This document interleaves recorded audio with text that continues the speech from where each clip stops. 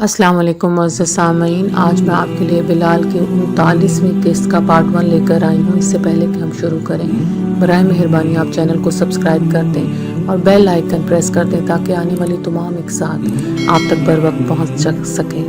شکریہ۔ اب یا کبھی نہیں۔ یہودی ایک خدا کو ماننے والے تھے۔ انہیں اپنی کتابوں کے ذریعے ایک پیغمبر کے آنے کا انتظار بھی تھا۔ قرائن سے ان پر یہ واضح بھی ہو چکا تھا کہ وہ آنے والے پیغمبر محمد صلی اللہ علیہ وسلم ہی ہیں۔ پھر نبی کریم صلی اللہ علیہ وسلم کی مدینہ تشریف آوری کے بعد وہ ان کے ساتھ چند اہم معاہدوں میں بھی منسلک ہو چکے تھے، مگر ہم لوگ ان کی طرف سے کبھی پوری طرح مطمئن نہیں ہوئے۔ وہ جب بھی جہاں بھی ملتے ان سے غیریت ہی نہیں معاندنت کی بو آتی تھی۔ ان کے تیور ہمیشہ بگڑے نظر آتے۔ آئے دن چھوٹے بڑے واقعے بھی ہوتے رہتے تھے جس سے ان کے دلوں کا بغض ظاہر ہوتا رہتا۔ کبھی کبھی تو وہ صریحاً بدتمیزی پر اتر آتے۔ ہمارے ساتھ ان کے معاہدے تھے۔ غزوہ بدر میں انہیں ہماری کامیابی پر خوش ہونا چاہیے تھا، مگر نہیں۔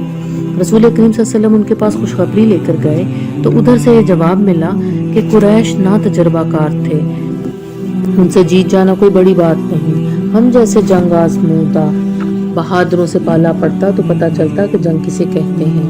احد میں ہماری حزمیت پر وہ دل ہی دل میں خوش تھے اور ان کے تنزیات جھکتے ہوئے جملے گلیوں بازاروں میں ہمارے کانوں میں پڑتے رہتے تھے۔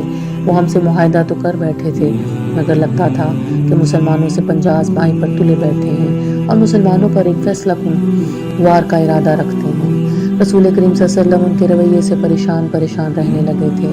دنیا کو عدل و انصاف کی تربیت دینے والے کے لیے یہ ممکن نہ تھا کہ جب تک یہود کی طرف سے کوئی پہل نہ ہو، جب تک وہ واقعی کو قابل گرفت جرم نہ کر بیٹھے، ان کے خلاف کسی انجانے وسوسے کی بنیاد پر کوئی تادیبی کارروائی کی جائے۔ لیکن فراست کا تقاضا تھا کہ قرائن سے بھی نتیجے اخذ کیے جائیں اور بہر صورت ان کے متوقع شر سے ممکنہ حد تک محتاط رہا جائے۔ اسی عرصے میں چند آیتیں بھی نازل ہوئیں جن سے دلوں کے راز جاننے والے نے ذہنوں سے ایسے پردے اٹھا دیے کہ سب شبہات یقین میں بدل گئے۔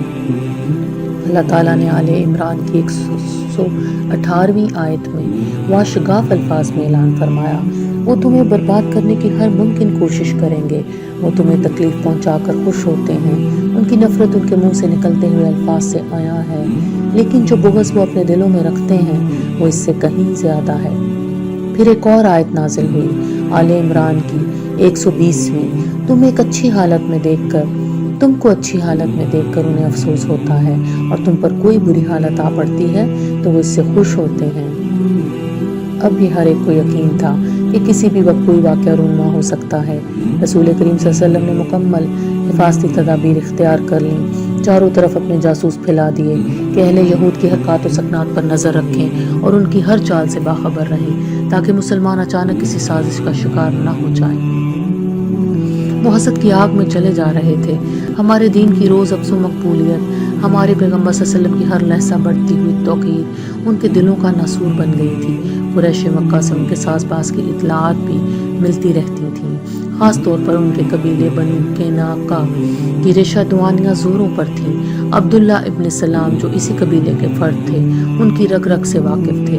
پھر ایک ایسا واقعہ ہوا جس سے یہودیوں کا سارا انات کھل کر سامنے آ گیا۔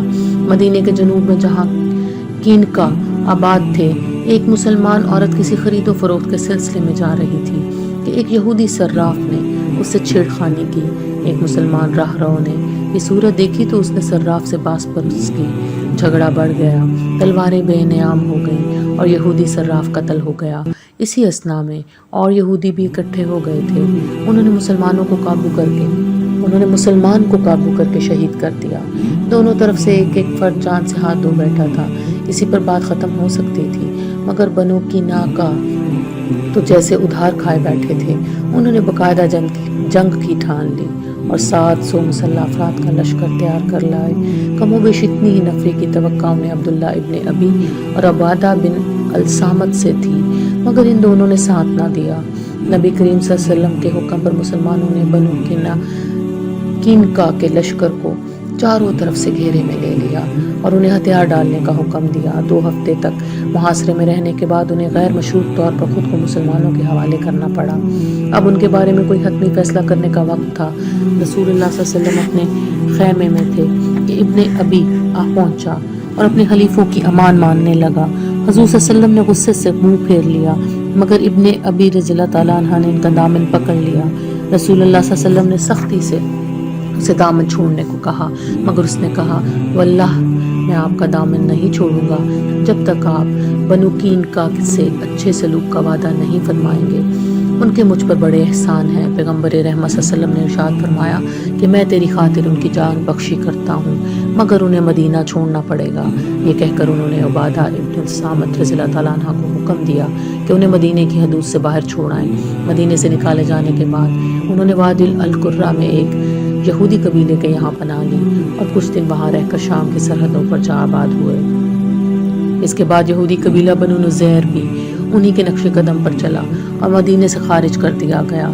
یہ اللہ کے اس حکم کی تعمیل تھی جس میں کہا گیا تھا کہ جب تم جنگ میں فتح حاصل کر لو تو اپنے دشمنوں کو ایسی مثال بنا دو کہ ان کے پشت پناہوں کے دلوں میں تمہاری دہشت بیٹھ جائے اور وہ آئندہ کے لیے محتاط ہو جائیں۔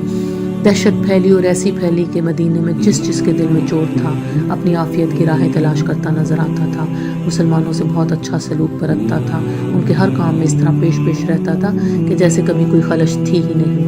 لیکن یہ سب ایک محض ظاہری صورت تھی، اندر دلوں میں ابال اٹھ رہے تھے۔ بظاہر تو کوئی بات نہیں تھی جس پر گرفت ہو سکتی، مگر فراست مومن بیدار تھی۔ ساری صورتحال آئینے کی طرح نظروں کے سامنے تھی۔